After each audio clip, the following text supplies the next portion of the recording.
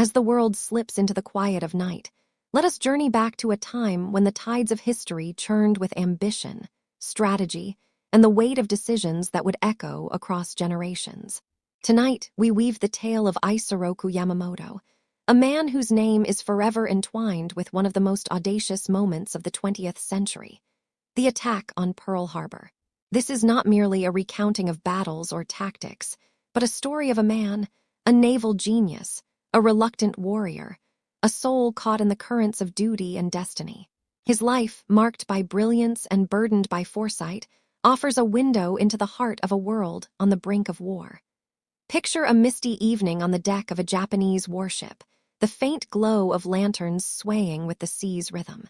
A man stands alone, gazing at the horizon, his mind racing with calculations and contingencies. This is Yamamoto, a strategist who saw the world not as it was, but as it could become, a world where empires clashed and the stakes were nothing less than survival. His story is one of paradox.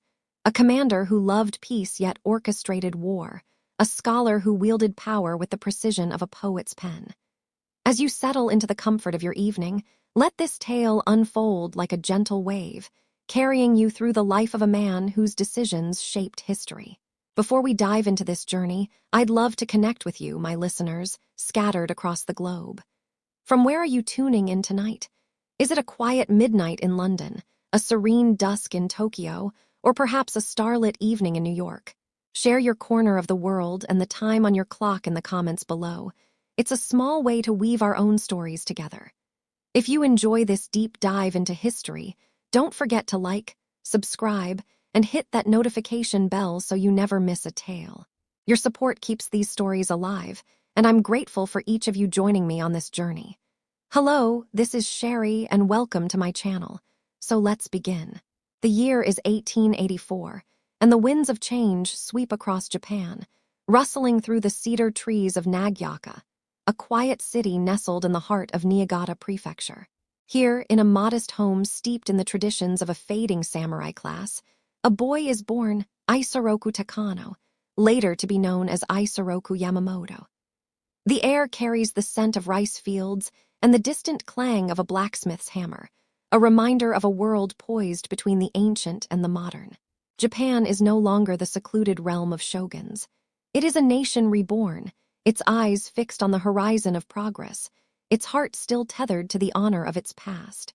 Isoroku's father, Sadayoshi Takano, is a school teacher, a man of letters and discipline, descended from samurai who once served the Nagaoka domain with unwavering loyalty. His mother, Maiko, carries the quiet strength of a woman who knows the weight of tradition. The boy, their seventh child, arrives late in their lives, a surprise wrapped in hope. Sadayoshi, nearing 56, names him Isoroku, meaning 56, a nod to his own age, as if to bind the child to the wisdom of his lineage. The name feels like a prophecy, a marker of a life destined to bridge old and new. Nagaoka itself is a place of scars and resilience. Just a decade before Isoroku's birth, it was a battleground in the Boshin War, where samurai loyal to the shogunate clashed with forces of the Meiji Restoration. The city's wooden homes still bear the faint echoes of cannon fire, and its people carry stories of loss and rebirth.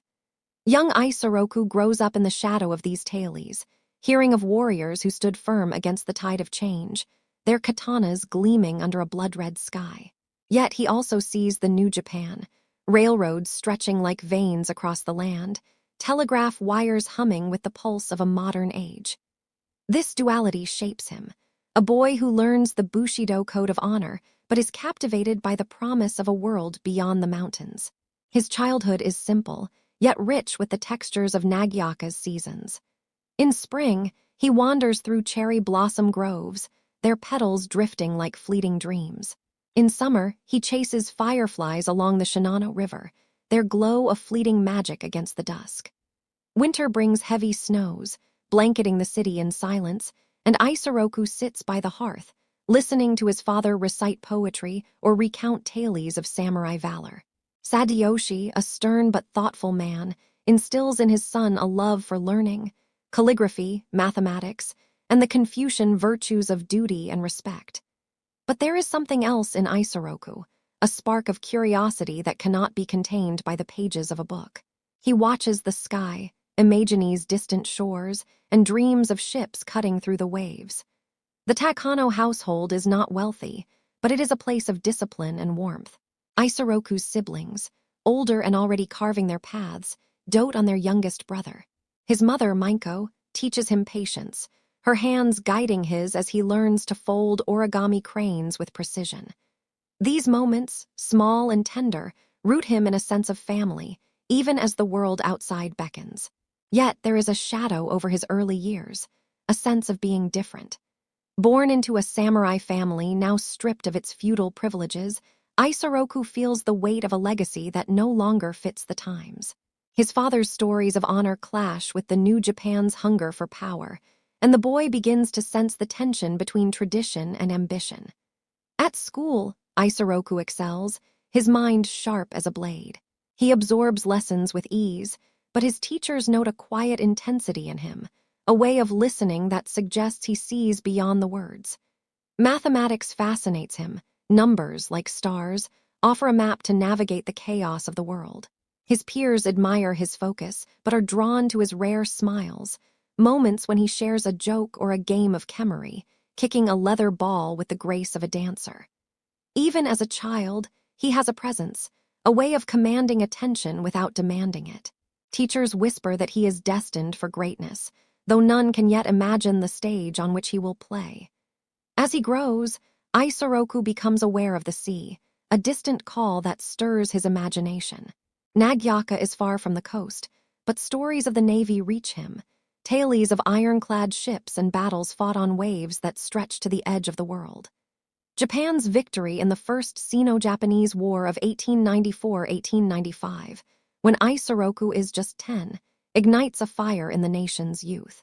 The Navy, once a modest force, is now a symbol of Japan's rising star. For a boy like Isoroku, it is more than a career. It is a calling, a chance to serve a nation that is both his heritage and his future. He begins to dream of the ocean, of commanding ships under a sky vast enough to hold his ambitions. But there is a question that lingers, unspoken, in the quiet moments of his youth.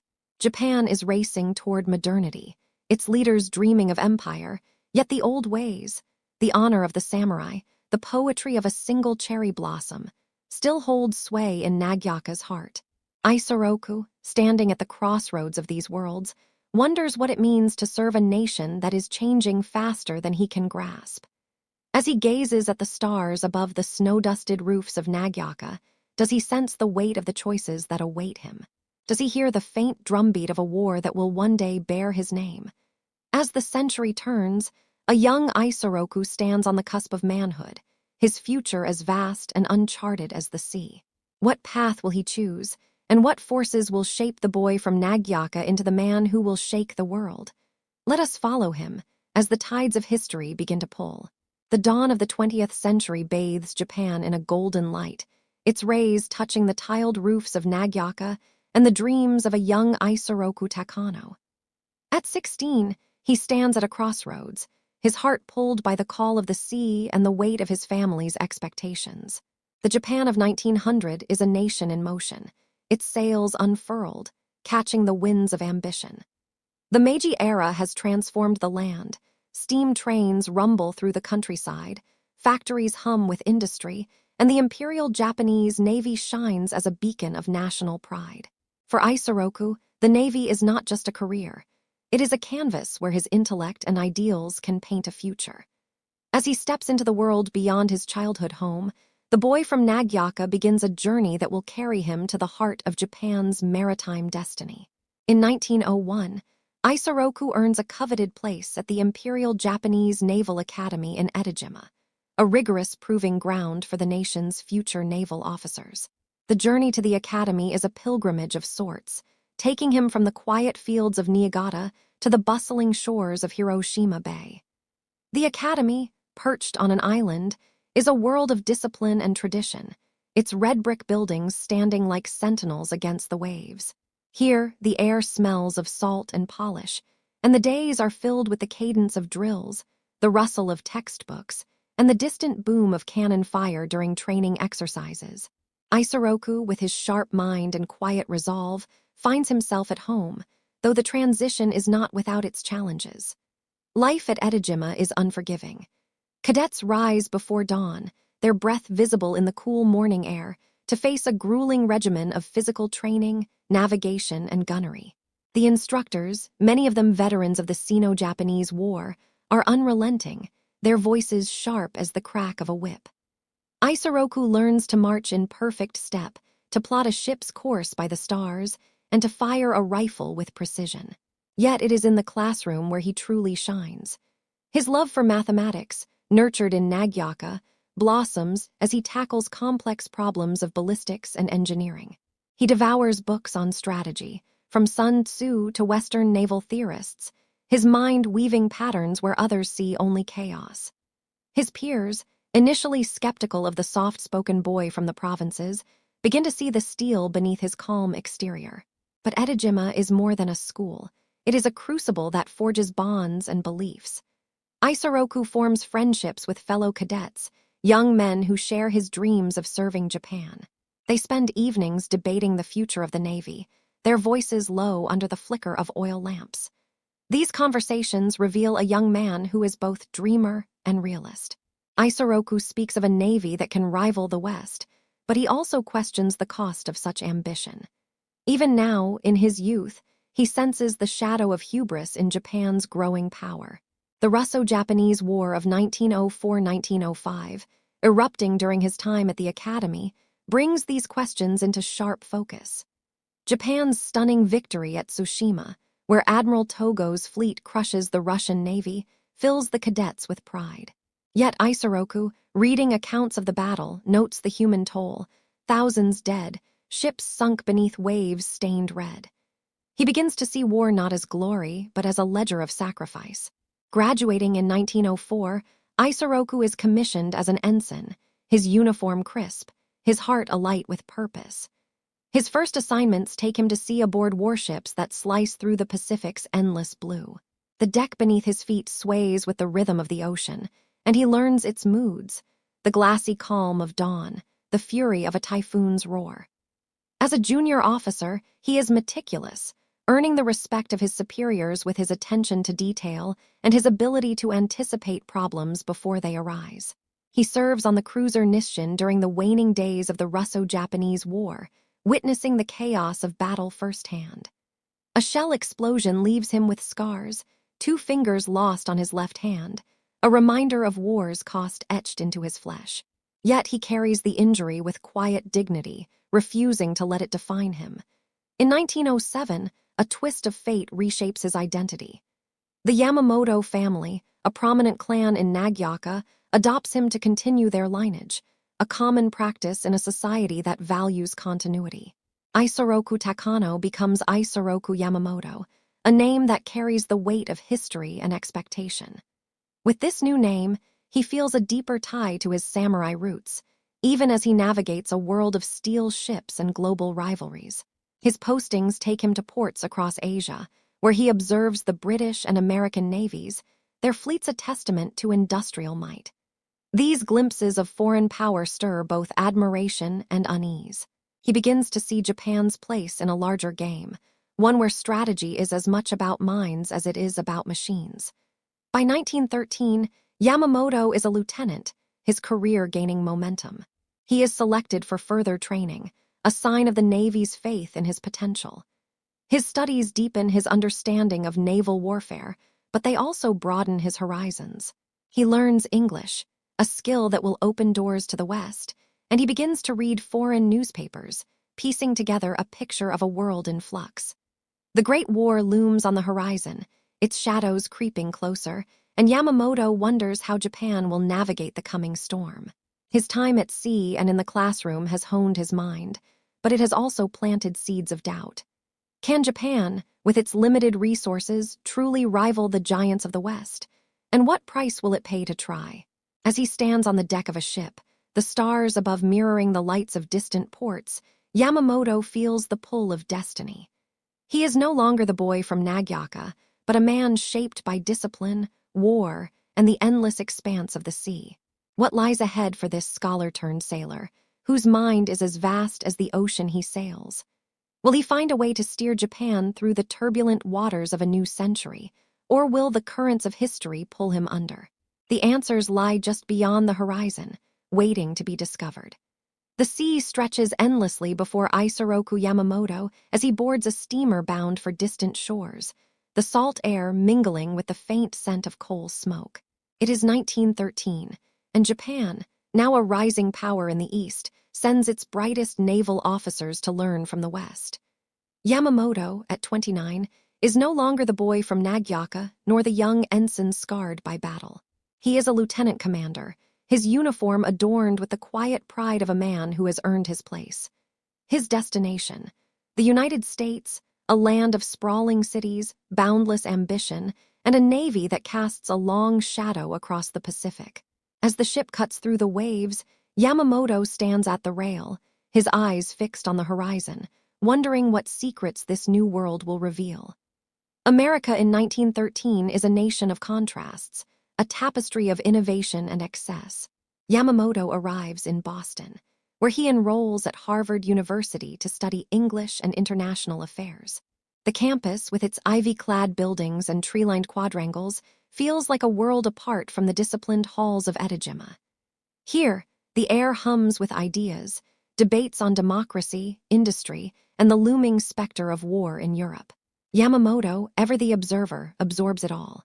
He walks the cobblestone streets, his footsteps mingling with those of students and scholars, their voices a cacophony of optimism and uncertainty.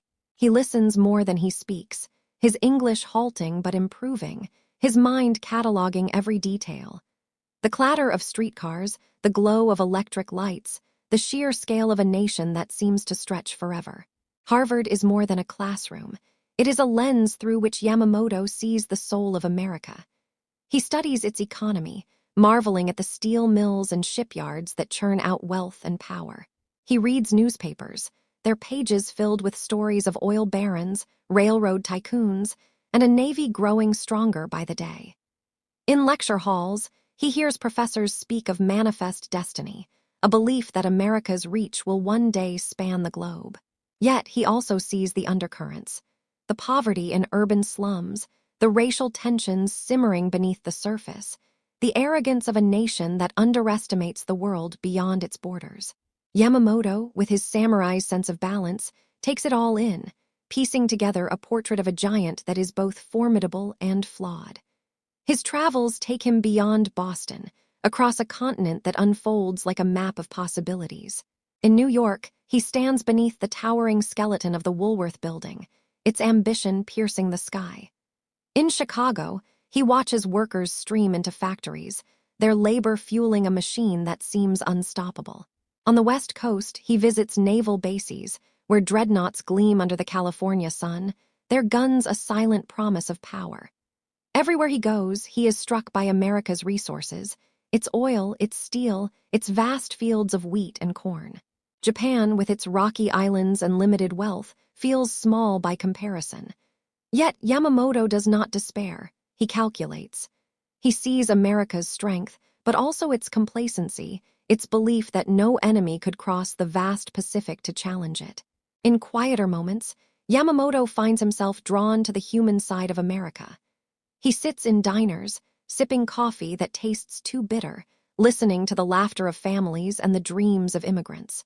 He attends baseball games, intrigued by the crowd's fervor, the crack of bat against ball echoing like a distant cannon. He even tries his hand at poker, his love for calculated risks blooming in smoky rooms where sailors and locals wager small fortunes.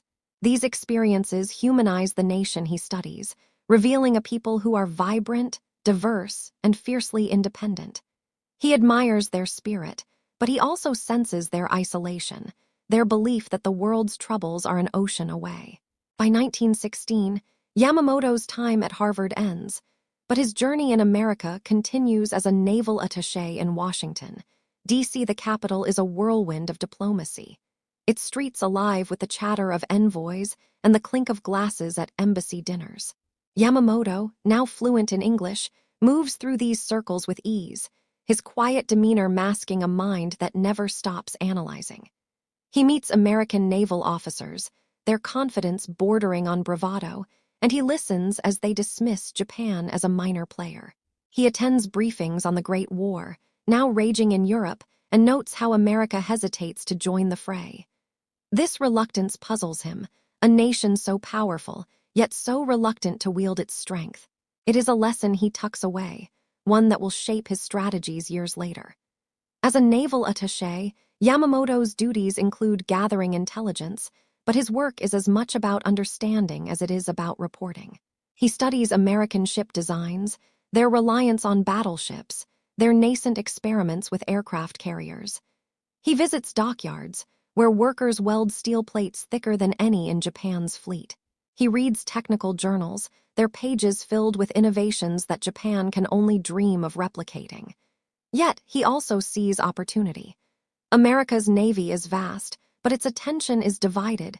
Europe, the Caribbean, its own internal debates. Yamamoto begins to imagine a strategy that could exploit this distraction, a fleeting chance to strike before the giant awakens. His time in America is not without personal reflection. In letters home, he writes of the beauty of the New England autumn, the leaves ablaze of red and gold, so different from Nagaoka's quiet snows. He misses his family, the simplicity of rice wine shared by a hearth, but he also feels a growing sense of purpose.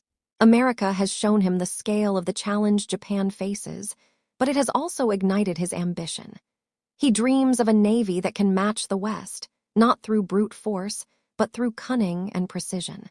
He begins to see himself as a bridge between worlds, a man who can navigate the currents of East and West.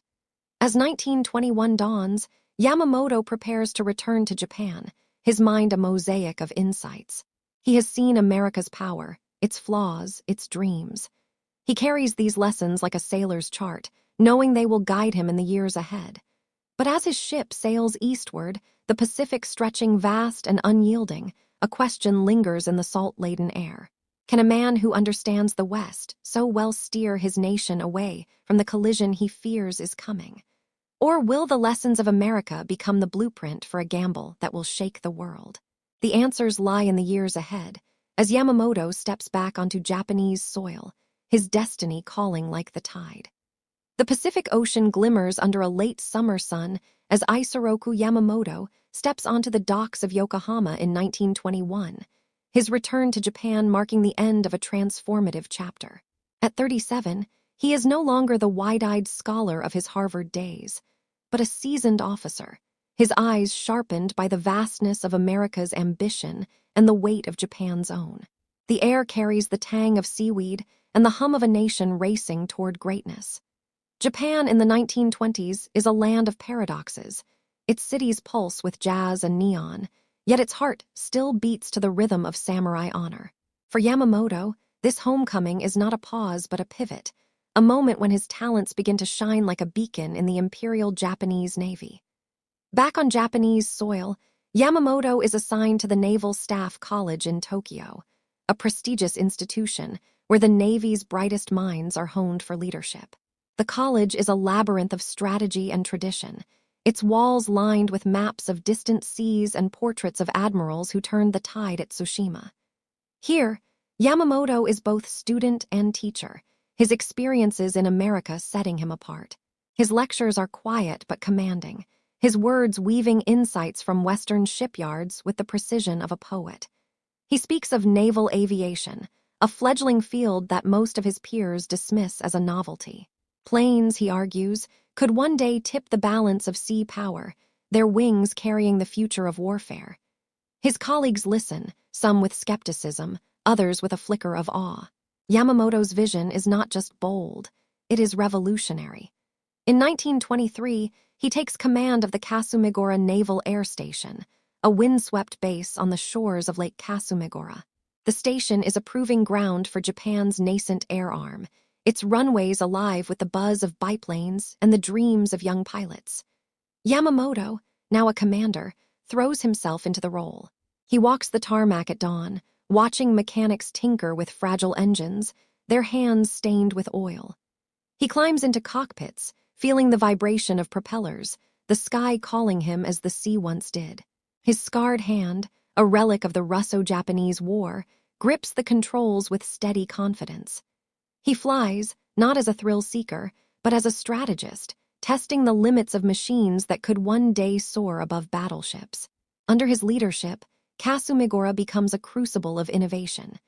Yamamoto pushes for better aircraft, stronger engines, and pilots trained to think like chess players. He studies the tactics of Western navies, particularly the British, whose carrier experiments hint at a new era. He writes reports, his pen scratching late into the night, urging the Navy to invest in carriers over battleships. His superiors, steeped in the tradition of big guns and steel hulls, are slow to listen, but Yamamoto persists. He sees the future, a war fought not just on the waves, but in the air above them. His foresight earns him a reputation as a maverick, a man who challenges the old guard with ideas that feel like whispers from a distant horizon.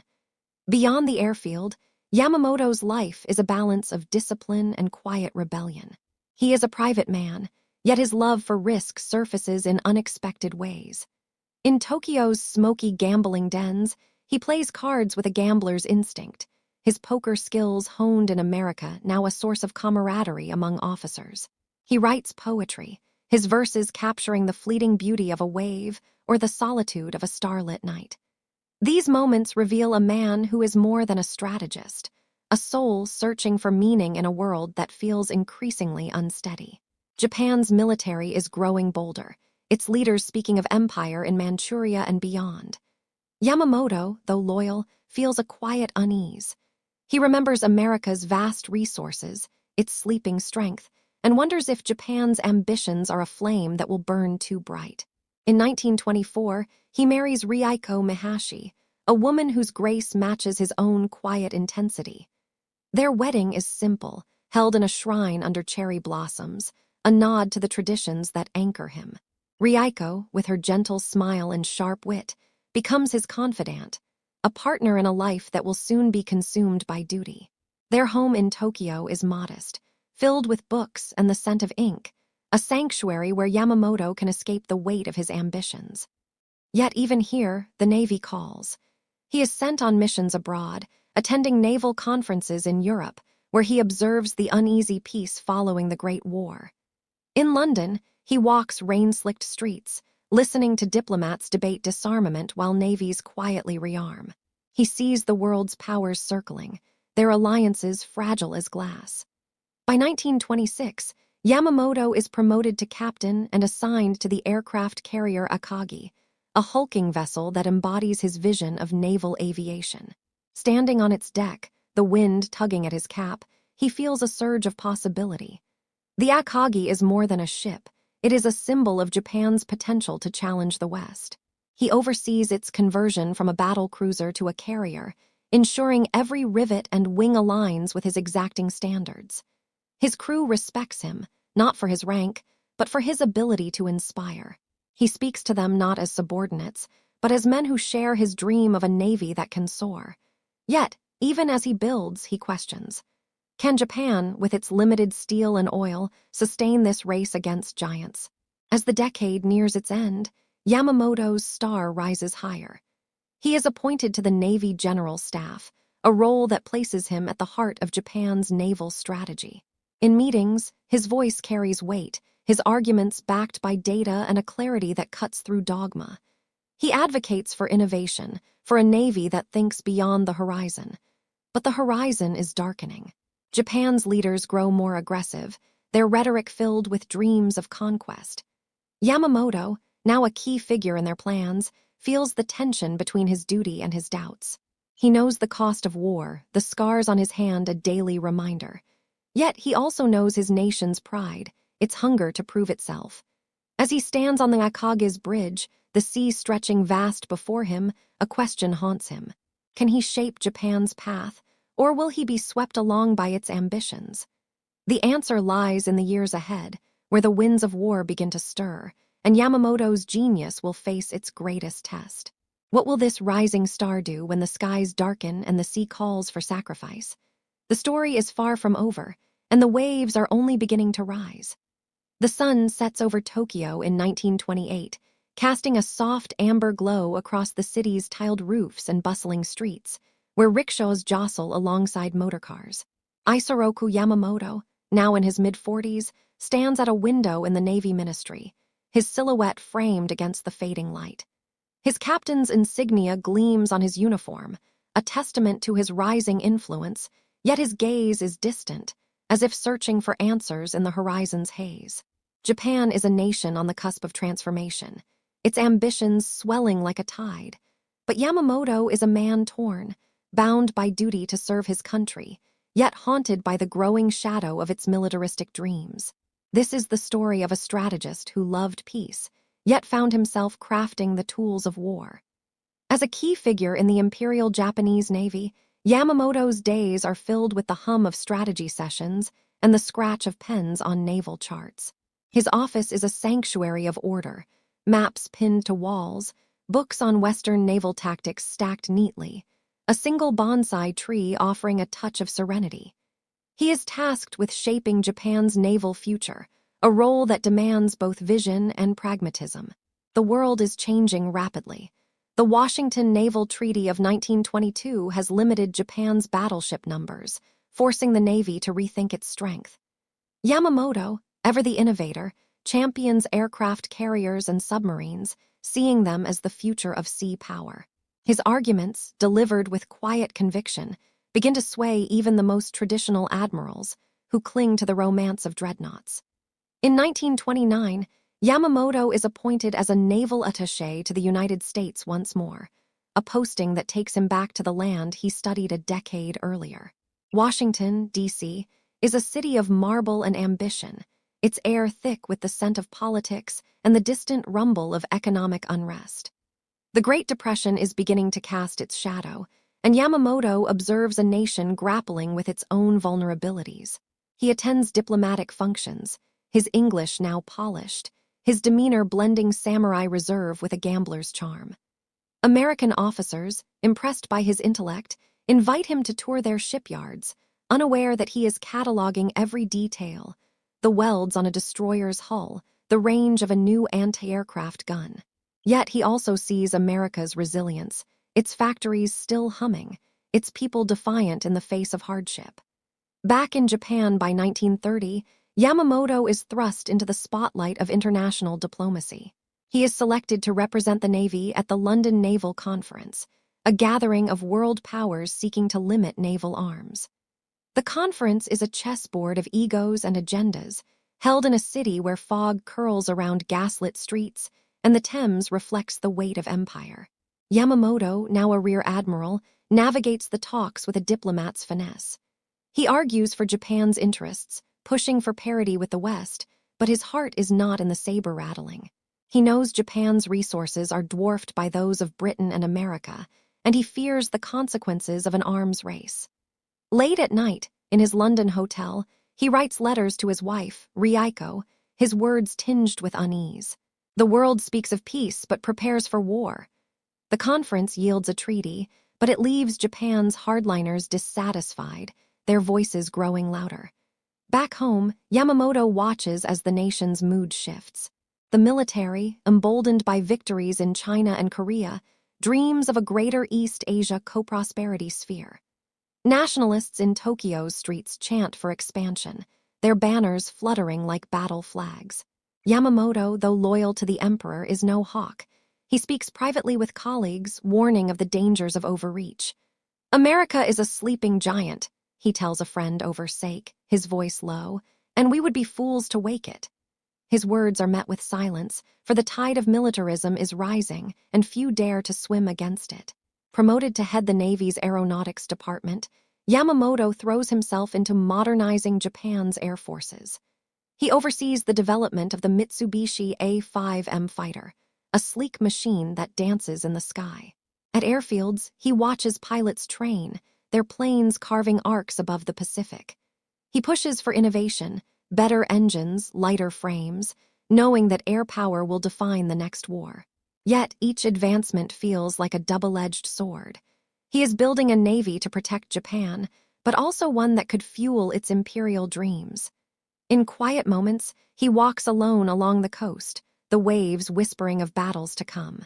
His love for poetry surfaces, his verses capturing the fleeting beauty of a gull's flight, a fleeting escape from the weight of his role. Yamamoto's personal life offers solace, but even here, the world intrudes. His home with Ryoko is a haven, their children's laughter a reminder of what he fights for. Yet, he is often away, summoned to meetings where generals and admirals plot Japan's next move. The invasion of Manchuria in 1931, sparked by the Mukden incident, marks a turning point. Japan's army seizes control, declaring a puppet state, and the navy is drawn into the fray. Yamamoto, though not directly involved, feels the shift. A nation once guided by caution now races toward conflict. He receives anonymous threats from ultranationalists who see his caution as weakness. His scarred hand, a relic of an earlier war, aches in the cold, a reminder of the cost of violence. By 1933, Japan withdraws from the League of Nations, its defiance a slap to the West. Yamamoto, now a vice admiral, is caught in a storm of his own making. He has risen to the Navy's upper echelons, his name synonymous with innovation, yet his heart resists the path his country treads. He dreams of a Japan that commands respect through strength, not conquest. But the drums of war grow louder, their rhythm echoing in the halls of power.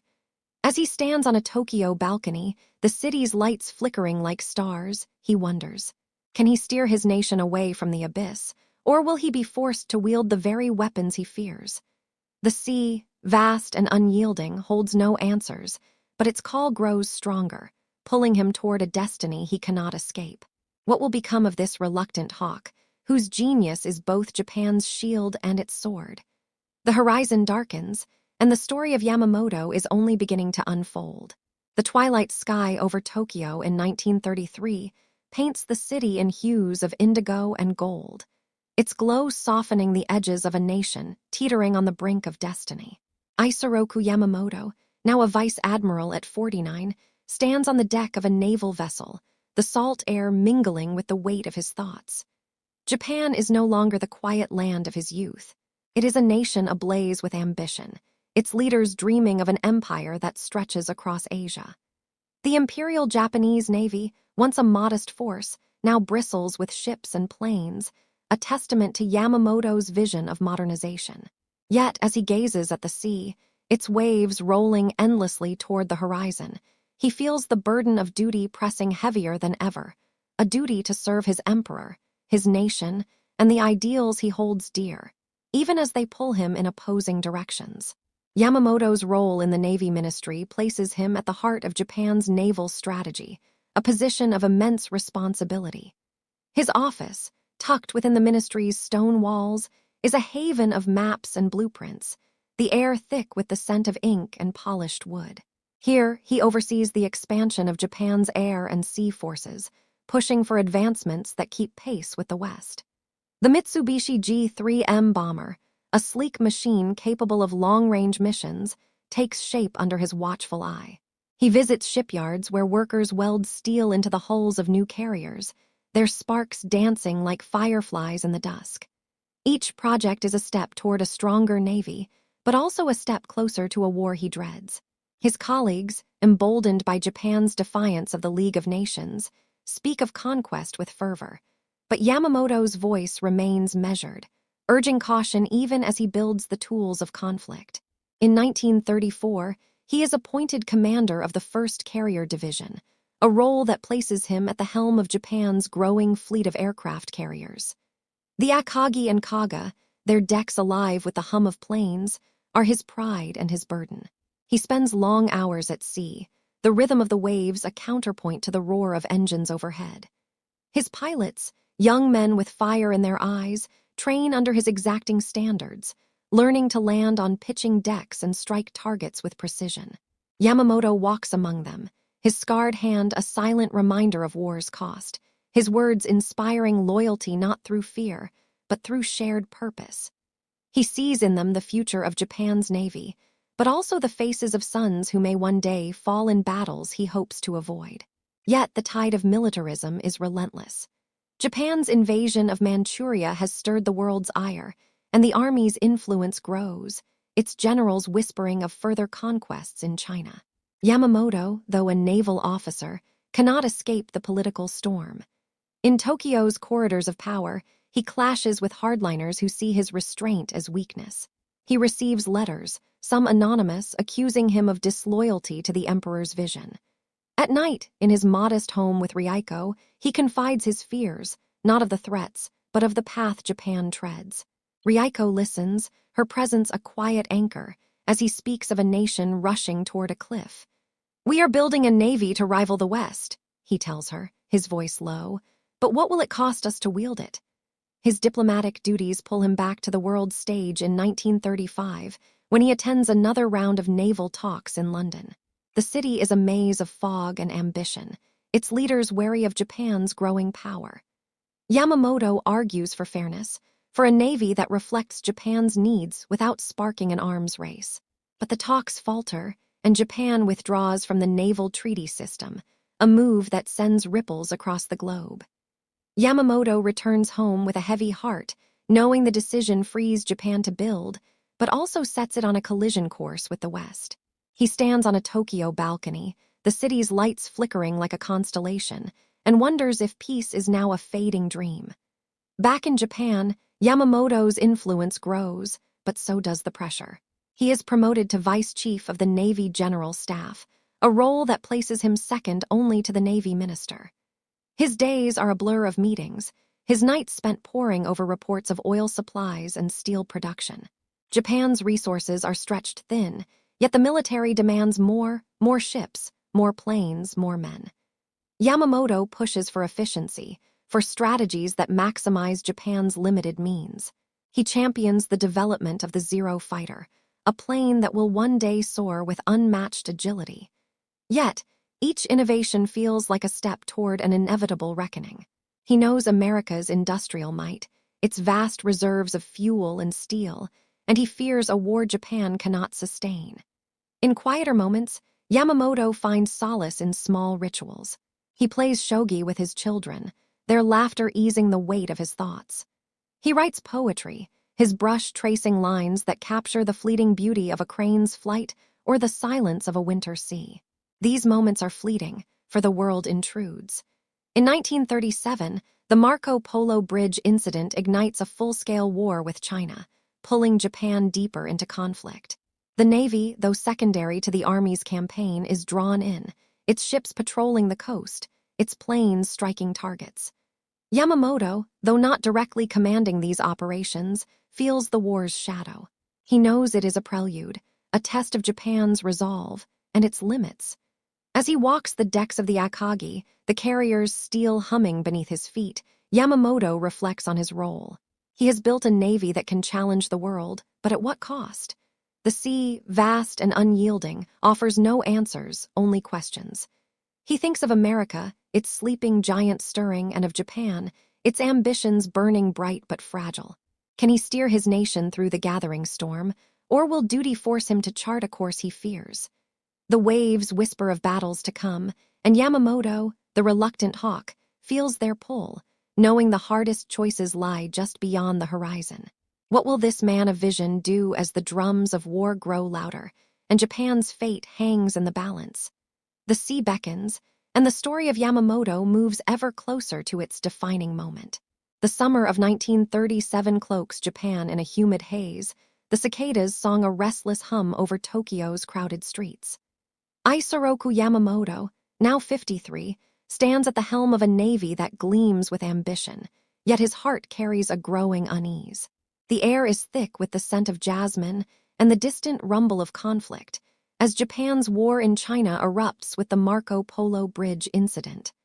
The nation, once a rising star, now strides boldly toward empire, its leaders intoxicated by visions of dominance in Asia. For Yamamoto, a vice admiral whose name is synonymous with naval innovation, these years are a crucible, his genius shaping Japan's strength, while his foresight warns of a storm gathering on the horizon. As the whispers of war grow louder, he navigates a path between duty and dread, his mind as vast and turbulent as the sea he commands. Yamamoto's days are consumed by the demands of leadership. As Vice Chief of the Navy General Staff, He moves through the Navy Ministry's austere halls, where maps of the Pacific and Asia dominate the walls like tapestries of fate. His desk is a battlefield of reports, shipbuilding schedules, pilot training programs, fuel estimates, all underscoring Japan's precarious balance of power. The war in China, though primarily an army affair, pulls the Navy into its orbit. Yamamoto oversees coastal operations, his carriers and destroyers patrolling the Yellow Sea, their guns casting long shadows over Shanghai and Nanjing. He reads dispatches of victories, but also of atrocities, and his samurai's sense of honor recoils. War, he knows, is not the clean triumph of strategy. It is a ledger written in blood. The Navy's role in China is a proving ground for Yamamoto's vision of air power. The Mitsubishi G-3M bombers, their wings gleaming under his guidance, strike deep into enemy territory, their precision a testament to his foresight. He visits airfields, where young pilots salute him with reverence, their faces alight with the thrill of flight. Yet Yamamoto sees beyond their enthusiasm. He knows Japan's resources are finite. Oil, steel, and coal are dwindling, each sortie a gamble against a shrinking stockpile. He argues for efficiency, urging his superiors to conserve fuel and focus on quality over quantity. But the army's hunger for conquest drowns his voice, their generals dreaming of a vast empire while Yamamoto calculates the cost of every mile. In Tokyo, the political air grows heavy with ultranationalist fervor. The streets pulse with rallies, banners proclaiming Japan's divine destiny.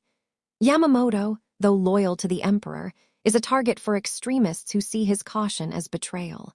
Anonymous letters arrive, their words sharp with venom, threatening his life. He carries a pistol now, a weight he loathes, its cold steel a stark contrast to the calligraphy brush he prefers. At home, Rieiko's quiet strength anchors him.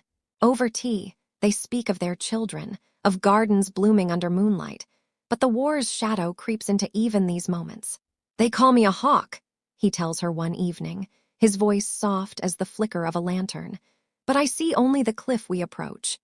In 1938, Yamamoto is appointed commander of the Combined Fleet's Air Forces, a role that places him at the forefront of Japan's naval aviation.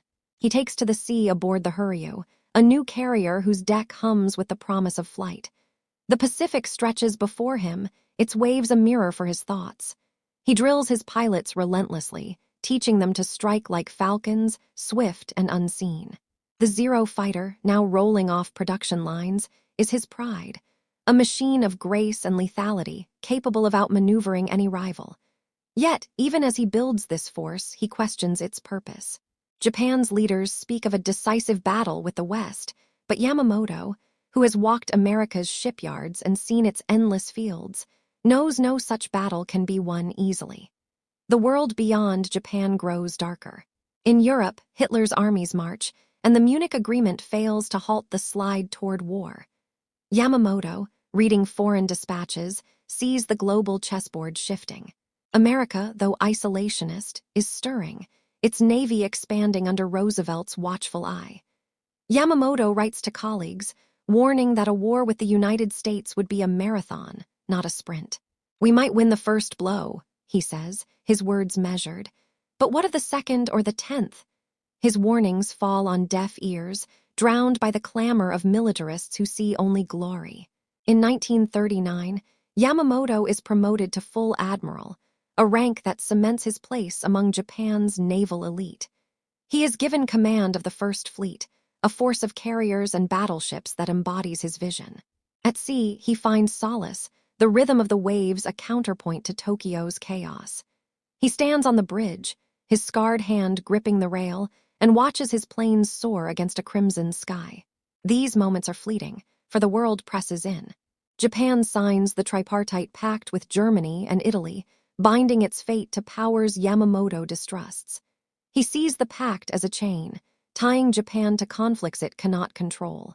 In private, he confides to a friend, "We are like sailors chasing a storm, blind to the rocks ahead." As the decade closes, Yamamoto's life is a delicate balance. He writes poetry, his verses capturing the fleeting beauty of a wave's crest or the silence of a starlit night. He plays shogi with his children, their laughter a brief escape from the weight of his role. But the whispers of war are no longer distant. They are a roar, echoing in the halls of power and the hearts of a nation. Yamamoto knows the path Japan treads leads to a reckoning, one he may be forced to shape. As he gazes at the Pacific, its depths hiding secrets as vast as his own, a question burns. Can he wield his genius to avert disaster, or will he be drawn into the very war he fears? The horizon glows with the promise of dawn, but also the threat of fire. What will Yamamoto do as the world edges closer to chaos, and Japan's ambitions clash with reality? The sea holds its breath, waiting for the answer. The Pacific stretches before Isoroku Yamamoto like an endless canvas, its waves shimmering under a 1939 moon, their rhythm a quiet counterpoint to the storm brewing in his mind. At 55, he is an admiral of the Imperial Japanese Navy, his name whispered with reverence in Tokyo's naval circles and with wary respect abroad. The world is fracturing. Europe is ablaze with war. Japan's armies carve deeper into China, and the United States looms like a distant thundercloud. Yamamoto, now commander-in-chief of the combined fleet, stands on the bridge of the Nagato, his flagship, the sea breeze tugging at his uniform. His scarred hand rests on the rail, a relic of battles past, as he contemplates a plan so audacious it could either crown Japan's ambitions or shatter them. This is the story of how Yamamoto, the reluctant strategist, became the architect of Pearl Harbor. In the Navy Ministry, Yamamoto's office is a fortress of strategy, its walls lined with charts of the Pacific, each island a potential pawn in a global game. The Tripartite Pact, signed in 1940, binds Japan to Germany and Italy, a decision Yamamoto opposed but could not prevent. The pact tightens the noose around Japan's options, as American sanctions choke its oil supply, the lifeblood of its navy. Meetings with army generals and naval colleagues are tense, their voices sharp with urgency. Japan's leaders demand action, a strike to secure resources in Southeast Asia, a bold move to assert dominance. Yamamoto, though, sees the truth. Any move south will provoke America, and a war with the United States is one Japan cannot sustain. His mind, honed by years in America's shipyards and lecture halls, calculates the odds with grim precision. The idea for Pearl Harbor begins as a whisper, born in the quiet of Yamamoto's thoughts. He knows America's Pacific Fleet, anchored in Hawaii, is the key to its power in the region. A single, devastating blow could cripple it, buying Japan time to seize oil-rich territories in the Dutch East Indies and Malaya. But the plan is a gamble, a roll of the dice he learned to love in smoky American poker rooms. He gathers his staff, brilliant officers like Minoru Genda, a visionary of air power, and begins to craft a strategy. The Nagato becomes a floating war room, its cabins filled with maps, timetables, and the hum of intense debate. Yamamoto's voice, calm but unyielding, guides the process, demanding perfection. "If we strike," he tells Genda, his eyes sharp as a blade, "it must be flawless or we invite our own ruin." The plan takes shape with meticulous care. Yamamoto envisions a surprise attack, a dawn raid by carrier-based planes launched from hundreds of miles away. The Akagi, Kaga, and 4 other carriers will form the first air fleet, a strike force of unprecedented reach. Pilots train in secret, practicing low-altitude torpedo runs and high-level bombing in Japan's remote bays. Yamamoto oversees every detail, the angle of a dive, the timing of a launch, the fuel needed to cross the Pacific's vast expanse. He studies weather patterns, tidal charts, and intelligence reports, knowing that secrecy is the plan's heartbeat. The Americans, he believes, are complacent, their fleet a sitting target in Pearl Harbor's shallow waters. Yet he also knows the risk. If the attack fails, or if America's carriers escape, Japan's gambit will falter. In Tokyo, opposition mounts. Army leaders, focused on China and Southeast Asia, call the plan reckless. Some admirals argue for caution, fearing America's industrial might. Yamamoto, standing before the Naval General Staff, defends his vision with a quiet intensity that silences the room. "We have 6 months, perhaps a year, to run wild," he says, his voice steady. "After that, America's strength will overwhelm us." He knows the attack is not a path to victory, but a desperate bid for time. His candor shocks his peers, who expect bravado, not realism. Yet his reputation carries the day, and the plan is approved, though not without dissent. Yamamoto, ever the strategist, insists on one condition. If diplomatic talks with America succeed, the attack must be called off. As 1941 unfolds, Japan's path grows darker. Negotiations with the United States stall, sanctions tighten, and the army pushes for war. Yamamoto, torn between duty and doubt, throws himself into preparations. He sails with the fleet, drilling crews under starlit skies, their planes roaring off carrier decks in mock attacks. He writes to Rieko, his letters brief but heavy with unspoken fears. "I serve the emperor," he tells her, "but I pray for peace." In Tokyo, he dines with friends, his laughter masking the weight of his role. He plays shogi, his moves deliberate, as if each piece mirrors the choices he faces. The nationalists' threats continue, their letters a reminder of the price of his caution, but Yamamoto remains resolute, his focus on the fleet unwavering. By November 1941, the plan is set. The first air fleet, 6 carriers strong, will sail in secrecy, navigating a northern route through stormy seas to avoid detection. Yamamoto briefs his commanders, his words a blend of resolve and warning.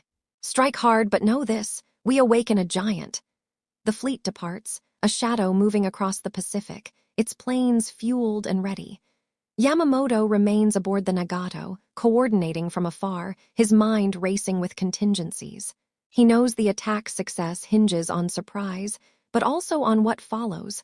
A war Japan cannot win without miracles.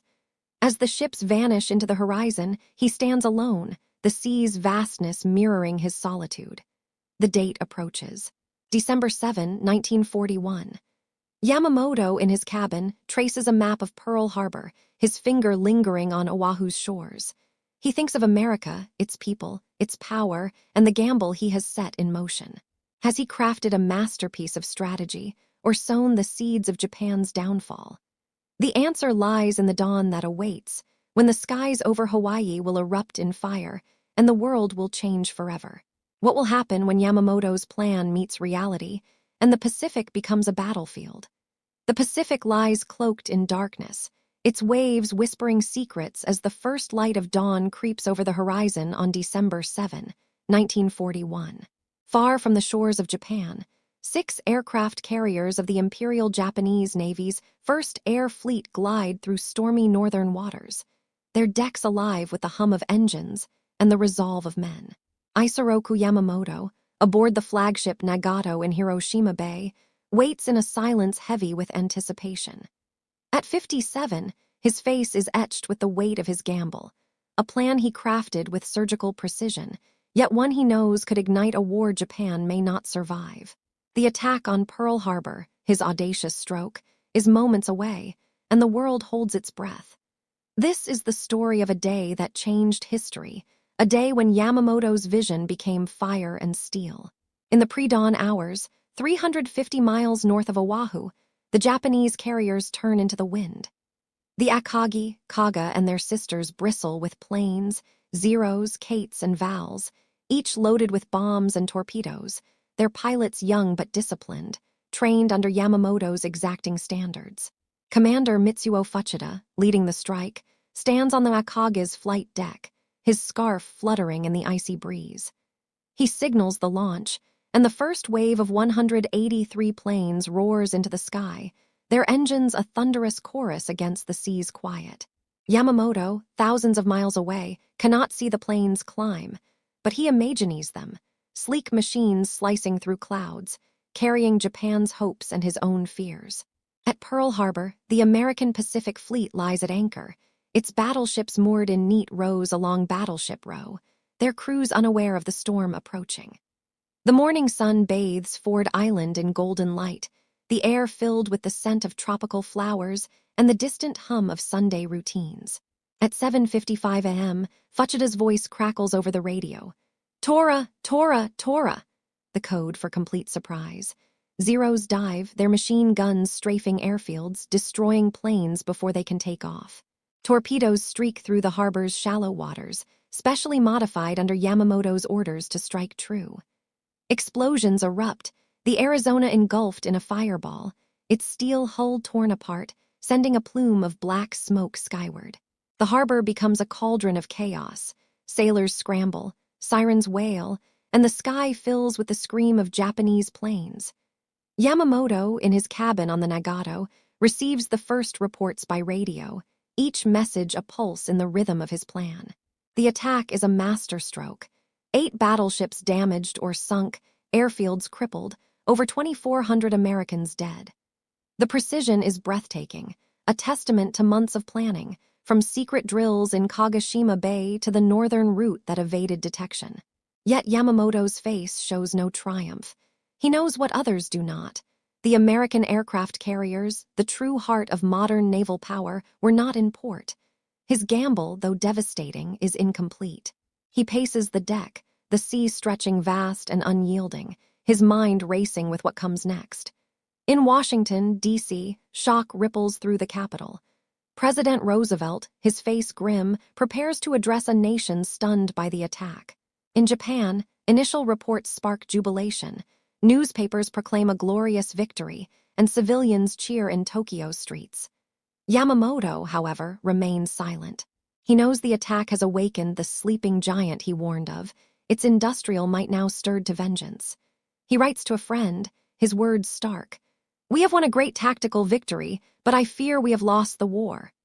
His foresight, honed by years in America, sees beyond the smoke of Pearl Harbor to a conflict that will test Japan's soul. The aftermath unfolds swiftly. Japan's forces, emboldened by Pearl Harbor, strike across the Pacific, Hong Kong, Malaya, the Philippines. Yamamoto's carriers lead the charge, their planes sweeping over jungles and seas, securing victories that dazzle the world. Yet each triumph deepens his unease. He knows America's response will be relentless, its factories capable of producing ships and planes faster than Japan can sink them.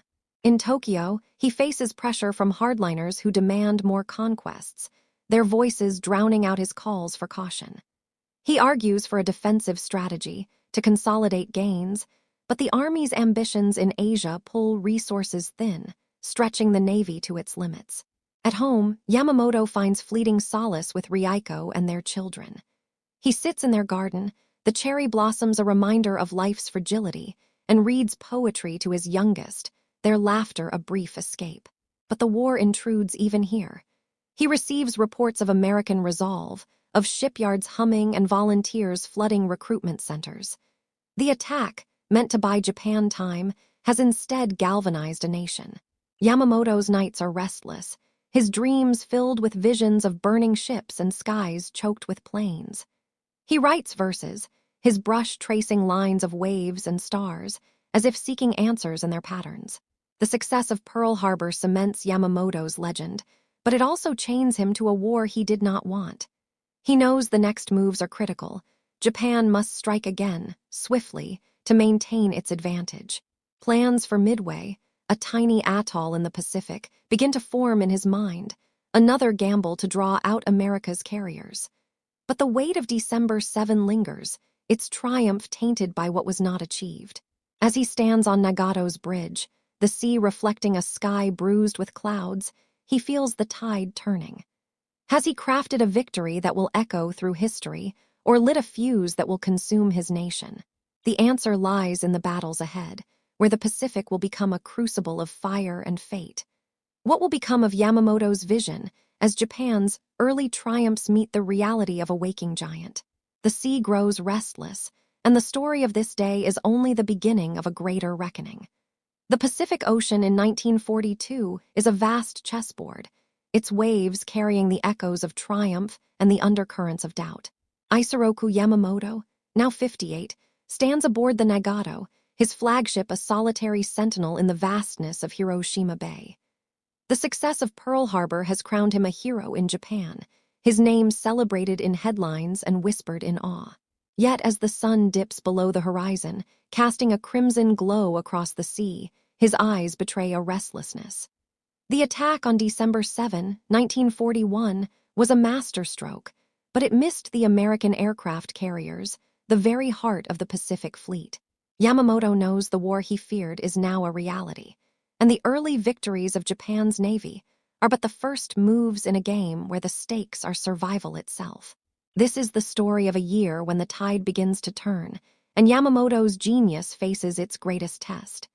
In the wake of Pearl Harbor, Japan's forces sweep across the Pacific like a storm. Guam, Wake Island, and the Philippines fall in swift succession, their defenses crumbling under the onslaught of Yamamoto's carriers and planes. In Malaya and Singapore, British strongholds surrender, the Union Jack lowered in defeat. The Akagi and Kaga, their decks alive with zeros, lead the charge, their pilots striking with the precision Yamamoto demanded. In Tokyo, the nation revels in its triumphs, newspapers proclaiming an invincible empire. Civilians cheer in the streets, their voices a chorus of pride, but Yamamoto, in his cabin, studies maps with a furrowed brow. Each victory stretches Japan's resources thinner, its oil and steel dwindling like sand in an hourglass.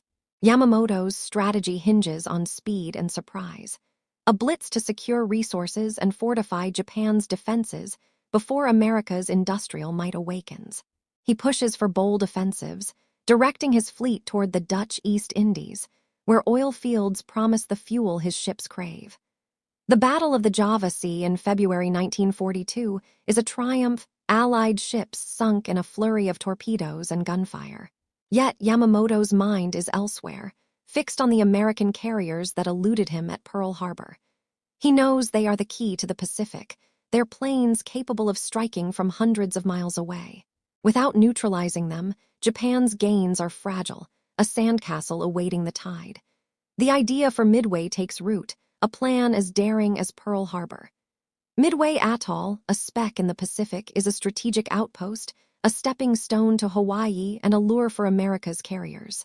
Yamamoto envisions a trap: invade Midway, draw the American fleet into battle, and destroy its carriers with overwhelming force. He gathers his staff, their faces lit by the flicker of lanterns, and outlines a plan of staggering complexity. 4 carriers, led by the Akagi, will strike Midway, supported by battleships and cruisers.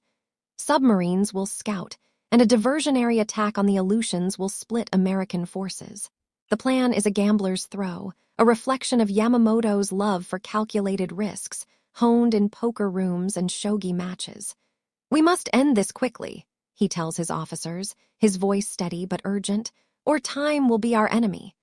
Preparations consume the spring of 1942. Yamamoto drills his fleet relentlessly, their planes practicing dives in the inland sea, their crews honing the coordination needed for a multi-pronged assault. He studies intelligence reports, aware that American codebreakers may be listening. Secrecy, the lifeblood of Pearl Harbor, is harder to maintain now, but Yamamoto presses forward, his resolve unshaken.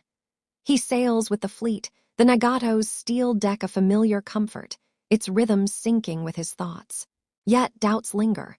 He knows America's shipyards are churning, its pilots training, its people united by the fury of December 7. Japan's window of advantage is closing, and Midway is a desperate bid to keep it open. June 1942 dawns, and the Battle of Midway unfolds with brutal clarity. The Japanese carriers launch their planes, bombing Midway's defenses, but the Americans, forewarned by broken codes, strike back. Dive bombers from the Enterprise and Hornet catch the Japanese carriers unprepared, their decks crowded with planes refueling. The Akagi, Kaga, and Soryu are engulfed in flames, their steel hulls torn apart by bombs. In hours, Japan loses 4 carriers, the backbone of Yamamoto's air fleet. The Nagato, far from the battle, receives the reports in stunned silence. Yamamoto stands on the bridge, his face a mask, but his scarred hand trembles. The trap he set has ensnared his own forces, and the tide of war shifts beneath his feet. The loss at Midway is a wound that bleeds slowly. Japan's navy remains formidable, but its aura of invincibility is shattered. Yamamoto returns to Tokyo, where jubilation has given way to whispers of doubt. He faces the naval general staff, their questions sharp, but he shoulders the blame with quiet dignity. "We underestimated the enemy," he admits, his voice low, "and overestimated ourselves." He pushes for new strategies, defensive lines in the Solomons, raids to disrupt American supply lines, but the initiative is slipping. America's carriers, unscathed at Midway, now roam the Pacific, their planes a growing threat. At home, Yamamoto finds solace in fleeting moments. He walks with Ryoko under cherry blossoms, their petals falling like tears, and reads to his children, their voices a balm for his weary soul. He writes poetry, his brush tracing lines of waves breaking against cliffs, a metaphor for his own struggle. But the war intrudes, its demands relentless. Reports of battles in the Coral Sea and Guadalcanal pile on his desk, each one a reminder of Japan's dwindling strength. Yamamoto knows the path ahead is treacherous, a narrow ledge above a chasm. Can he rally his fleet for one more stand, or will the tide sweep Japan toward defeat? As the Pacific grows restless, its waves carrying the echoes of lost ships, Yamamoto's resolve hardens. The war he feared is now a reality, and his role as its architect binds him to its fate. What will he do as the enemy closes in, and the dreams of empire begin to fade? The sea waits, its depths hiding the answers, as the story of Yamamoto moves toward its next crucible. The Pacific Ocean in late 1942 churns with a restless energy, its waves reflecting a sky bruised with the smoke of war. Isoroku Yamamoto, now 58, stands on the bridge of the Yamato, the mightiest battleship in Japan's navy, its steel hull a fortress adrift in a sea of uncertainty. The triumph of Pearl Harbor feels like a distant memory, overshadowed by the crushing defeat at Midway. 4 carriers lost, thousands of men gone, and the tide of war turning against Japan. These are the burdens that weigh on Yamamoto's shoulders. His eyes, once sharp with vision, now carry a quiet weariness, yet his mind remains a crucible of strategy, forging plans to hold back an enemy that grows stronger by the day. This is the story of a strategist under siege, fighting not just the Americans, but the unraveling dreams of his nation. The combined fleet, though wounded, is still a formidable force. Yamamoto, as its commander-in-chief, rallies his officers aboard the Yamato, anchored in the Truk Lagoon, Japan's stronghold in the South Pacific. The lagoon's turquoise waters belie the tension in the air, the distant hum of planes a constant reminder of the war's reach. Yamamoto's cabin is a war room, its walls covered with charts of the Solomons and New Guinea, where Japan's forces battle to hold their gains. He pores over reports, his scarred hand tracing lines of supply routes and troop movements. Fuel is scarce, ships are stretched thin, and the Zeros, once invincible, now face American planes that match their skill. Yamamoto knows the arithmetic of war is turning against him. America's factories churn out ships and planes at a pace Japan cannot match. The Guadalcanal campaign becomes the crucible of 1942. The island, a jungle-clad speck in the Solomons, is a battleground where Japan and America clash in a brutal test of wills. Yamamoto commits his fleet, sending destroyers and cruisers to support ground troops, their guns pounding American positions under cover of night. He orchestrates the Tokyo Express. A series of daring supply runs through the slot, a narrow channel where Japanese ships evade detection. But the losses mount, ships sunk, pilots lost, and morale fraying. Yamamoto aboard the Yamato receives dispatches of defeats, each one a blow to his strategy. He writes to his staff, his words sharp. "We must fight smarter, not harder, or we will bleed dry." Yet, the Army's insistence on holding every inch of jungle frustrates his efforts, their generals blind to the Navy's limits. In Tokyo, the mood is grim. The euphoria of early victories has faded, replaced by whispers of doubt in the Navy Ministry's halls. Yamamoto faces growing criticism, his Midway defeat a shadow that lingers. Hardliners call for bolder offensives, while others question his caution. He stands before the Naval General Staff, his voice steady but strained, defending his focus on defensive lines. "We cannot outbuild America," he says, his gaze unflinching, "but we can outthink them." He proposes air raids to disrupt American supply lines, targeting their bases in the Solomons. Operation Igo, a series of airstrikes in April 1943, is his answer, a desperate bid to slow the enemy's advance. Zeros and bombers sweep over Guadalcanal and New Guinea, sinking ships and boosting morale, but the gains are fleeting. America's carriers, unscathed at Midway, now dominate the skies. Yamamoto's personal life offers little respite. Letters from Ryoko arrive, their words a tether to a world beyond war. She writes of their children, of cherry blossoms falling in their Tokyo garden, but also of rationing and air raid drills. Yamamoto replies, his handwriting careful, promising to return soon, though he knows the war may not allow it. He finds solace in poetry, his verses capturing the fleeting beauty of a moonlit sea or the cry of a lone gull. These moments are brief, stolen between meetings and sleepless nights. He plays shogi with his aides, his moves deliberate, as if each piece mirrors the dwindling options of his fleet. Yet, even in these quiet hours, the war intrudes, reports of sunken destroyers, of pilots who will never return. The threats against him grow bolder. Ultranationalists, enraged by his realism, send letters laced with venom, accusing him of failing the emperor. Yamamoto, ever stoic, carries on, but the weight of their hatred adds to his burden. He confides to a friend over sake, his voice low. They see only glory, not the cost. He knows Japan's resources are near breaking. Oil tanks run low, steel is rationed, and the Navy's strength wanes. Yet he refuses to despair. He plans new operations, redirecting submarines to harass American convoys, hoping to buy time for Japan to fortify its defenses. Each plan is a thread in a tapestry unraveling faster than he can weave. In early 1943, Yamamoto decides to inspect frontline bases in the Solomons, a risky move to boost morale. He boards a plane, a Mitsubishi G4M bomber, its engines roaring as it lifts off from Rabaul. The journey is perilous, the skies alive with American fighters, but Yamamoto believes his presence will inspire his men. He visits troops, their faces gaunt but resolute, and speaks of duty, of fighting for home.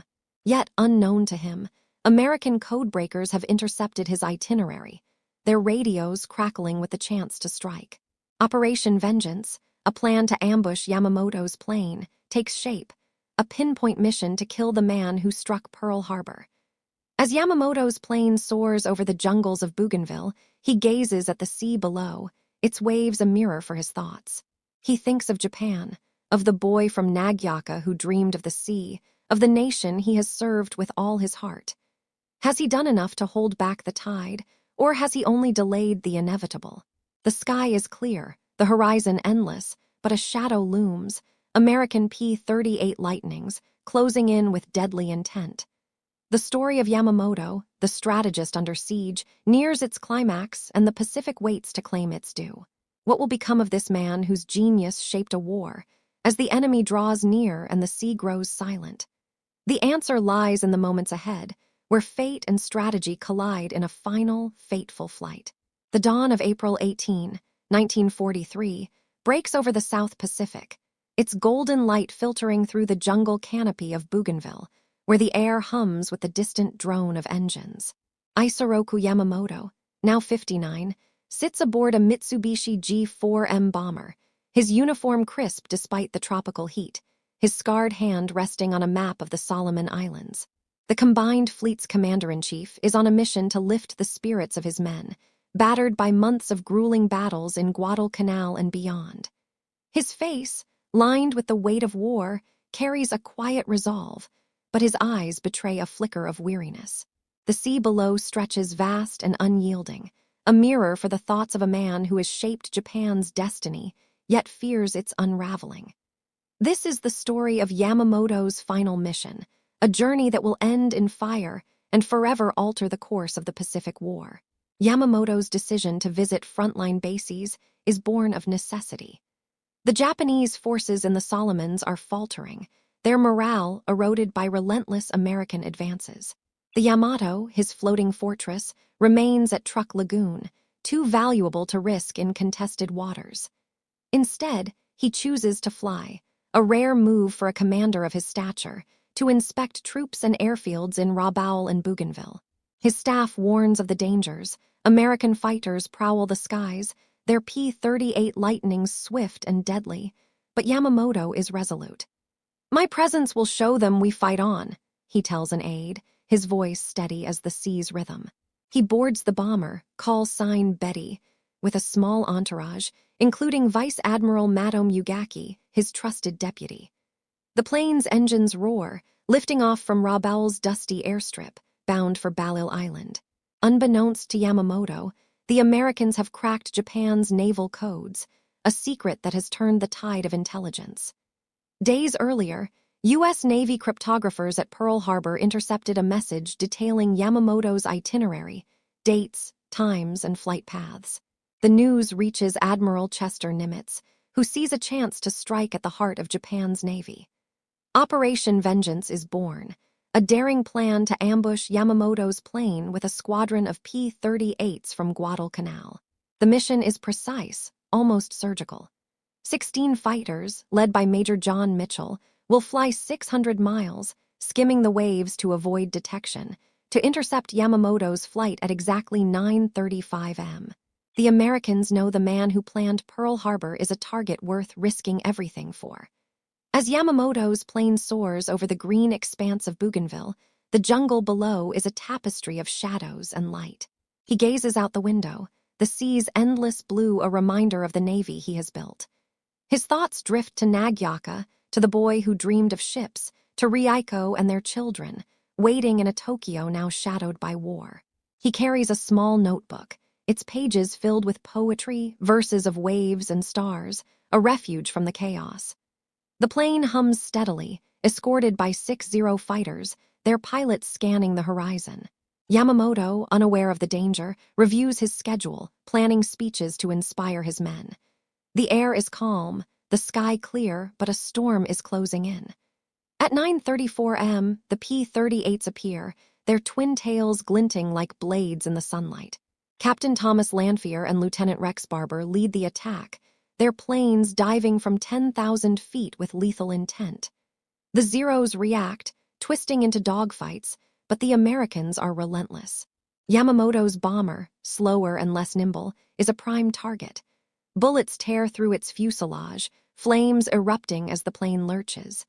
Inside, Yamamoto sits calmly, his face serene even as chaos engulfs him. A burst of gunfire strikes true, and the bomber spirals downward, crashing into the jungle in a fireball. The man who masterminded Pearl Harbor, who shaped Japan's navy into a force of legend, is gone in an instant, his life extinguished among the trees. The news reaches Japan like a thunderclap. In Tokyo, the naval general staff is stunned, their meetings silenced by grief and disbelief. The emperor, informed in his palace, bows his head, mourning a loyal servant. Civilians, unaware of the loss, continue their rationed lives, but the Navy feels the void. Yugaki, in a second bomber that crash-landed in the sea, survives to report the tragedy, his diary later revealing Yamamoto's final moments of calm. In America, the news sparks quiet satisfaction. Nimitz and his staff know the blow has weakened Japan's resolve. The jungle crash site, hidden beneath Bougainville's canopy, becomes a shrine of sorts, guarded by silence and the weight of history. Yamamoto's death is more than a tactical loss, it is a turning point. The combined fleet, bereft of its visionary, struggles to adapt. Admiral Mainichi Koga takes command, but lacks Yamamoto's foresight. Japan's navy, already stretched, begins to falter, its ships and planes no match for America's growing strength. In Truk, the Yamato lies quiet, its crew mourning their leader. In Tokyo, Rieko receives the news, her strength crumbling as she clutches Yamamoto's last letter, its words a promise unkept. The nation he served, the empire he both built and questioned, now faces a darkening horizon. As the Pacific waves roll on, carrying the echoes of a lost plane, Yamamoto's shadow lingers. His strategies, his warnings, his poetry, all are part of a legacy now tested by war's relentless grind. What will become of Japan without its master strategist, as the enemy presses closer and the sea grows unforgiving? The jungle holds his final secret, but the story of Yamamoto's impact is far from over, waiting to unfold in the tides of history. The Pacific Ocean stretches under a mournful sky in the spring of 1943, its waves whispering of a man lost to the jungle's embrace. Isoroku Yamamoto, the architect of Pearl Harbor, the visionary of Japan's Navy, is gone, his plane a smoldering wreck in Bougainville's green heart. At 59, his life ended in a flash of American gunfire, but his shadow lingers, cast long across the seas he once commanded. In Tokyo, the news of his death ripples through the Navy Ministry, a silent wound in a nation already bleeding from war.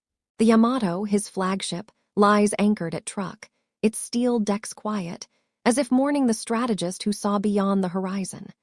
This is the story of Yamamoto's legacy, a tale of genius, paradox, and a nation forever changed by the choices he made.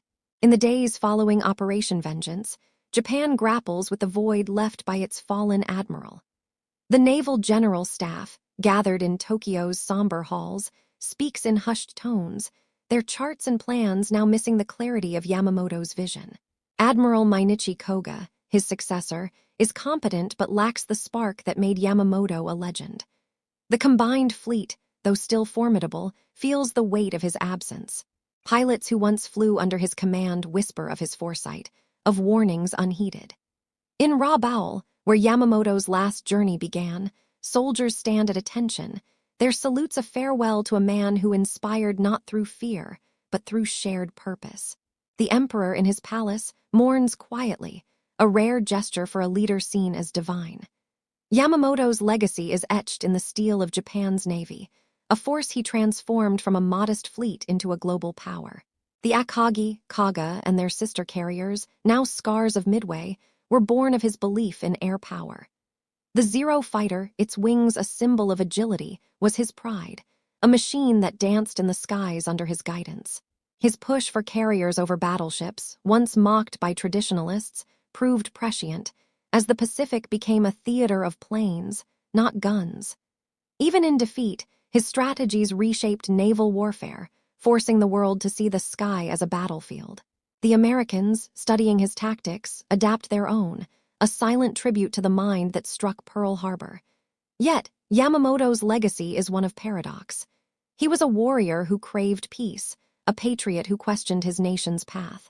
His attack on Pearl Harbor, a tactical triumph, awakened America's wrath, setting Japan on a course he feared would end in ruin.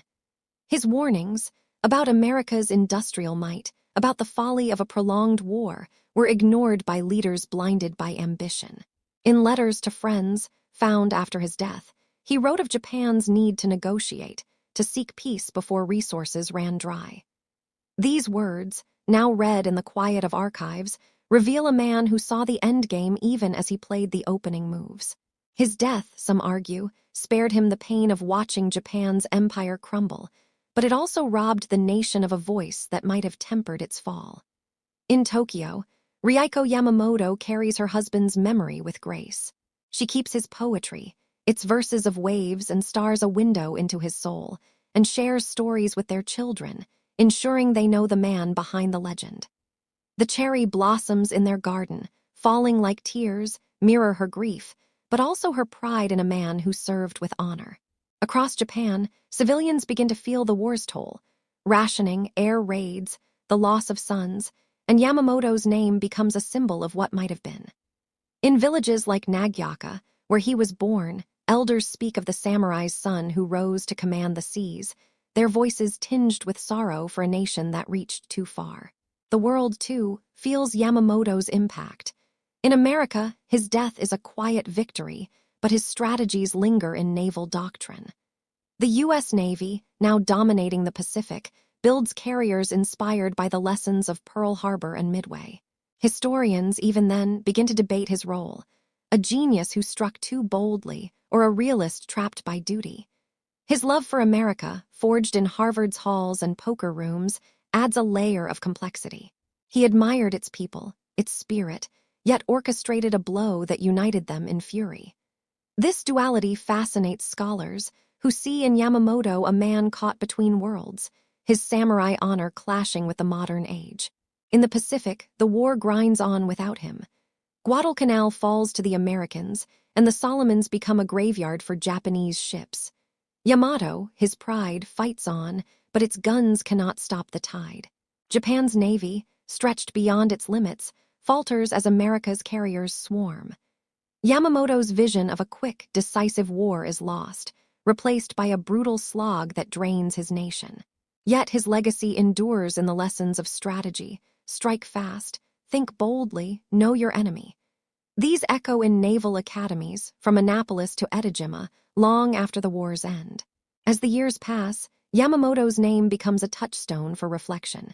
In Japan, he is both a hero and cautionary tale, a reminder of ambition's cost.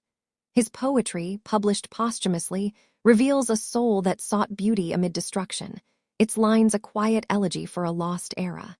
The sea, his lifelong companion, carries his story, its waves whispering of a man who saw too much, planned too well, and loved a nation that could not hear his warnings.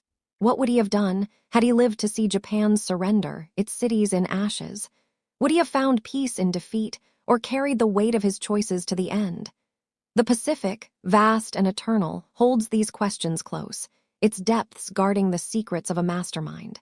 As we drift toward the final chapters of his story, what remains of Yamamoto's life? A man, a myth, or something more? The waves roll on, carrying us toward the truth, waiting just beyond the horizon. The Pacific Ocean shimmers under a twilight sky, its waves carrying the echoes of a life that shaped an era. Isoroku Yamamoto, gone since that fateful day in April 1943, remains a figure larger than life. A strategist whose genius lit the skies over Pearl Harbor, a patriot whose heart wrestled with the cost of war. Yet beyond the admiral's uniform and the weight of history, there was a man, complex, human, and tethered to the small joys that grounded him amid the storm.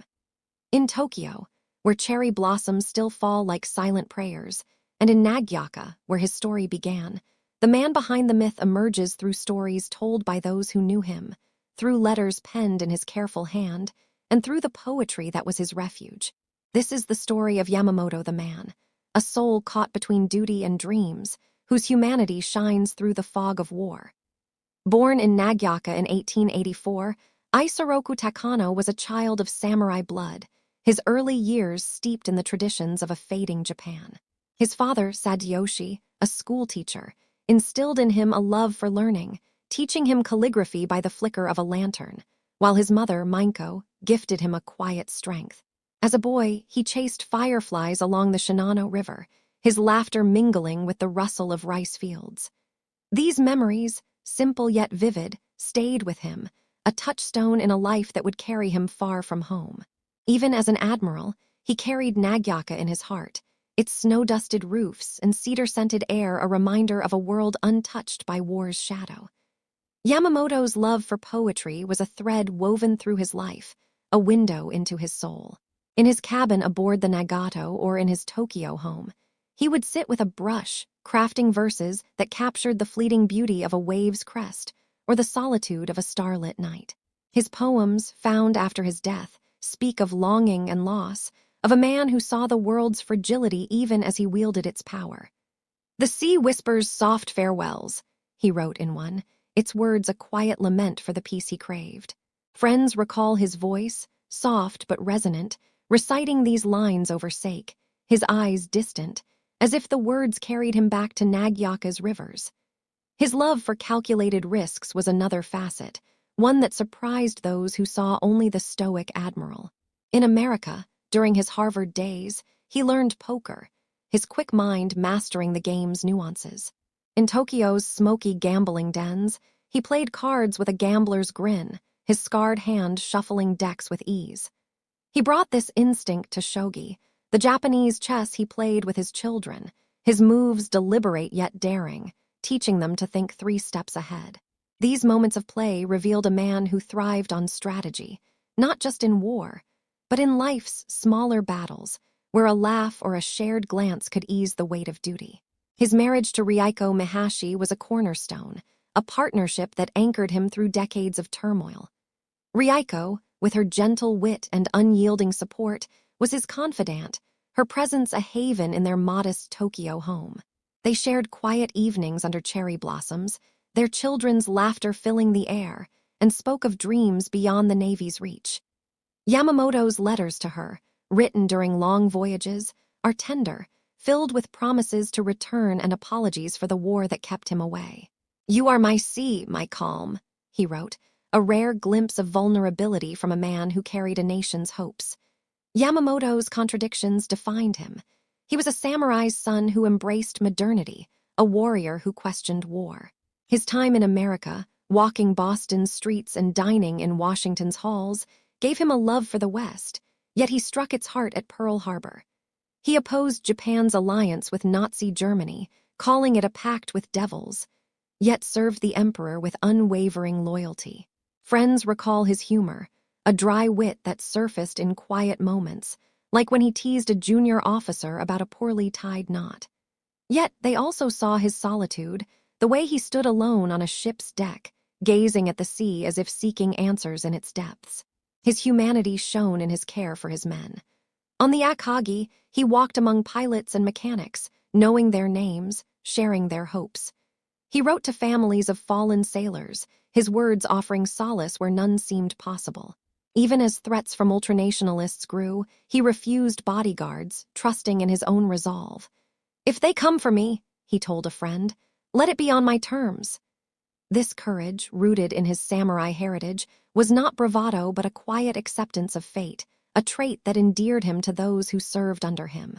As Japan's war faltered, Yamamoto's humanity became his legacy's heart. His warnings about America's strength, ignored by his peers, proved true as the Pacific turned against Japan. His poetry, published posthumously, touched a nation grieving its losses, its lines a reminder that even warriors dream of peace. In Nagaoka, a small shrine honors him, its stones worn by the hands of those who remember the boy who became a legend. His children, grown now, carry his stories, their pride tempered by the sorrow of a father taken too soon. The man behind the myth was no god of war, but a soul who loved deeply, thought fiercely, and served faithfully even when he saw the cost. As the Pacific waves roll on, carrying his name, what remains of Yamamoto? A strategist, a poet, a father. The answers lie in the final chapter, where his life and the war he shaped find their closing notes, waiting to be sung. The Pacific Ocean stretches beneath a starlit sky, its waves a timeless elegy for the battles fought and the lives lost. In the spring of 1943, Isoroku Yamamoto's plane lies in ruins, a silent scar in Bougainville's jungle, but his presence lingers, woven into the fabric of a world transformed by his actions. Japan, once a rising empire, now stumbles under the weight of a war he foresaw but could not prevent. The Yamato, his mighty flagship, sails on without him, its guns firing into a horizon that grows ever darker. In Tokyo, where cherry blossoms fall like whispers of peace, and in distant ports where the sea meets the sky, Yamamoto's story echoes, a tale of brilliance, sacrifice, and a legacy that reshaped history. As we drift toward the end of this journey, let us reflect on how one man's choices rippled across the globe, leaving a world forever changed. Yamamoto's death in April 1943 marked a turning point, not just for Japan, but for the Pacific War itself. The combined fleet, bereft of its mastermind, struggled to maintain the momentum of its early victories. Admiral Mainichi Koga, his successor, lacked the vision that had made Yamamoto a legend. The Solomons campaign faltered, Guadalcanal fell, and the American advance gained strength, its carriers and planes flooding the Pacific. Yamamoto's strategies, his emphasis on air power, his audacious strike at Pearl Harbor, had set the stage for modern naval warfare, but they also awakened a giant whose industrial might Japan could not match. The Akagi and Kaga, now ghosts of Midway, were testaments to his foresight, but also to the limits of his nation's resources. In Japan, the loss of Yamamoto was a wound felt deeply. The Navy Ministry, its halls once alive with his quiet authority, grew somber, its admirals grappling with a war slipping from their grasp. Civilians, rationing rice and enduring air raids, began to whisper of defeat, their dreams of empire fading. The emperor, secluded in his palace, mourned a servant whose loyalty never wavered, even as he questioned the path to war. Yamamoto's warnings about America's strength, about the folly of a prolonged conflict, echoed in the minds of those who had ignored him. His letters, discovered after his death, revealed a man who served with devotion but saw the abyss ahead, his words a plea for peace that came too late. The world beyond Japan felt the ripples of Yamamoto's life. In America, his death was a tactical victory, but his legacy shaped the U.S. Navy's strategy. The carriers he championed became the backbone of Allied victories, their planes dominating the skies from Saipan to Iwo Jima. Naval academies studied his tactics, from the precision of Pearl Harbor to the ambition of Midway, recognizing a mind that redefined warfare. Historians, even in 1943, began to see him as a paradox, a warrior who loved peace, a strategist who struck boldly yet feared the consequences. His time in America, walking Harvard's halls and playing poker in smoky rooms, gave him a respect for his enemy that few of his peers shared, making his role in the war all the more complex. Yamamoto's personal legacy endured in the hearts of those who knew him. Rieko, his widow, kept his poetry alive, its verses of waves and stars a testament to a soul that sought beauty amid chaos. Their children, grown in a Japan scarred by war, carried his stories, their pride tempered by the loss of a father who dreamed of a different world. In Nagaoka, his birthplace, elders spoke of the samurai's son who rose to command the seas, their voices soft with reverence. A small shrine, its stones smoothed by time, stands as a quiet tribute where visitors leave origami cranes, echoing the lessons of patience he learned as a boy. The war he shaped ended in 1945, Japan's surrender aboard the USS Missouri a bitter epilogue to his warnings. The Pacific, once a battlefield, became a stage for rebuilding, its islands bearing the scars of his strategies. The Yamato, his pride, sank in a final, futile mission, its steel hull a monument to a lost cause. Yet Yamamoto's influence lived on. Naval warfare, transformed by his vision of air power, became the blueprint for future conflicts. His insistence on precision, on thinking beyond tradition, inspired generations of strategists, from Tokyo to Annapolis. His poetry, published in post-war Japan, touched a nation seeking to heal, its lines a reminder that even in war, humanity endures. As we reflect on Yamamoto's life, we see a man caught in the tides of history, a scholar, a gambler, a poet, a warrior. He built a navy that shook the world, yet warned of its limits. He struck at Pearl Harbor, yet dreamed of peace. His contradictions make him human, his choices make him unforgettable. The Pacific, vast and eternal, carries his story, its waves whispering of a man who saw too far, loved too deeply, and served too faithfully. What lessons do we take from his life as we stand on the shores of our own time? His story reminds us that even in the darkest moments, there is beauty in striving, in dreaming, in seeking a path through the storm. As the stars fade and the sea grows quiet, let us carry Yamamoto's tale with us, a gentle lullaby for a world forever changed. Sleep well, dear listener, and dream of waves that carry stories across time, of a man whose life was a bridge between worlds, and of a Pacific that holds his secrets close. The tide rolls on, and with it, the echoes of Isoroku Yamamoto, a mastermind whose legacy endures in the heart of history.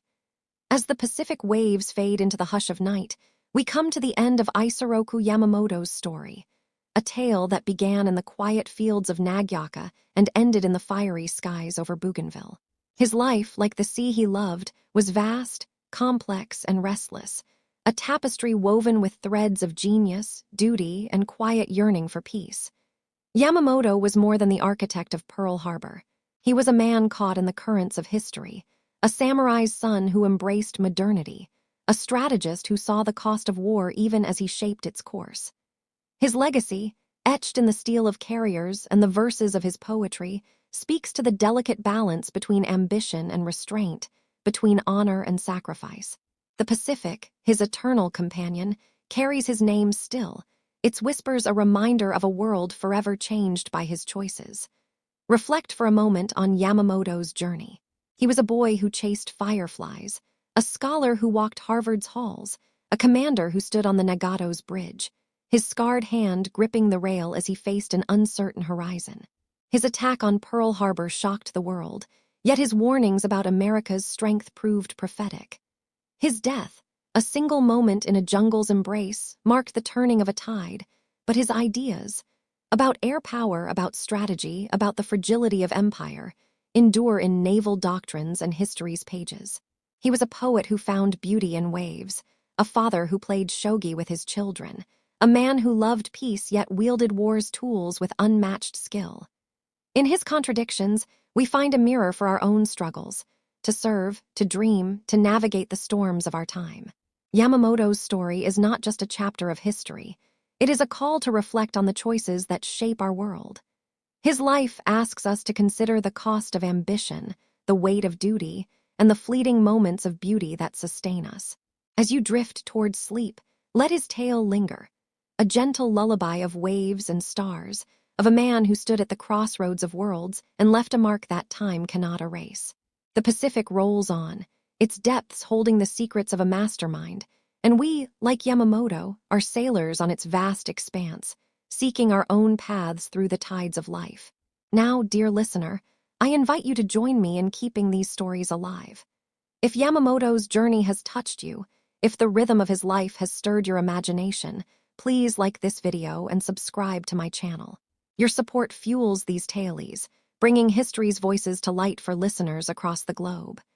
Hit that notification bell so you never miss a story, whether it's a midnight tale in London, a dusk reflection in Sydney, or a quiet evening in New York.